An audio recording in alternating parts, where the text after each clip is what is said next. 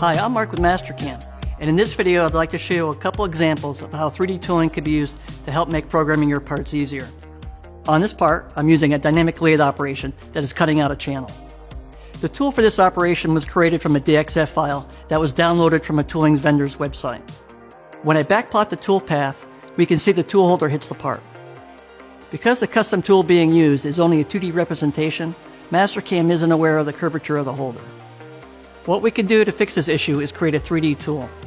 I can launch the tool designer by going into the Lathe Tool Manager and right-clicking in the part or library windows, or by opening the parameters for my tool path and right-clicking in the tool display window.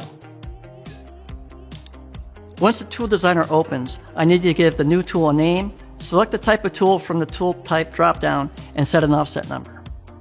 On the insert page, I need to select the step file that I want to use for the shape of my insert.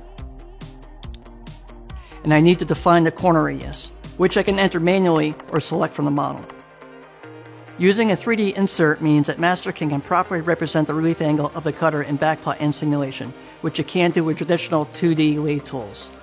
On the holders page, I select the step file that defines the shape of my holder. I also need to define the machine connection plane, which is the rear face of this holder.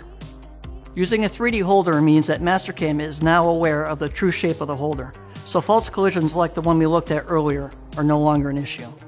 Additionally, this means that collisions we may not have seen in backpart simulation due to an underdefined tool holder are no longer an issue either. For this example, I don't need to make any changes on the mating page, but if the tool and the holder were not aligned properly, this is where I could correct that. On the setup page, I need to define the cutting plane. In the machine orientation page, I can define the tool orientation, which turret it's loaded in, and the spindle direction.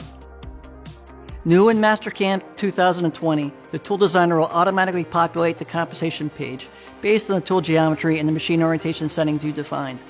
At this point, I can click the green check to finish creating my 3D tool and select it from my tool path.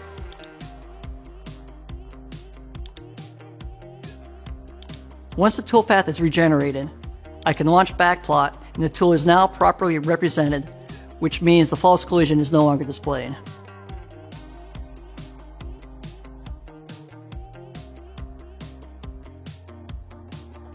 Another example of where 3D tooling is helpful is with face grooving. In this example, I have a shaft with a face groove that is using a center for support. If I tried to program this tool path with a standard 2D tool, there is no way I would be able to get the precision I need or be able to accurately backplot or simulate this toolpath before posting it out. Thanks to 3D tooling, I can accurately represent a complex tool such as the one I'm using and get the results that I need.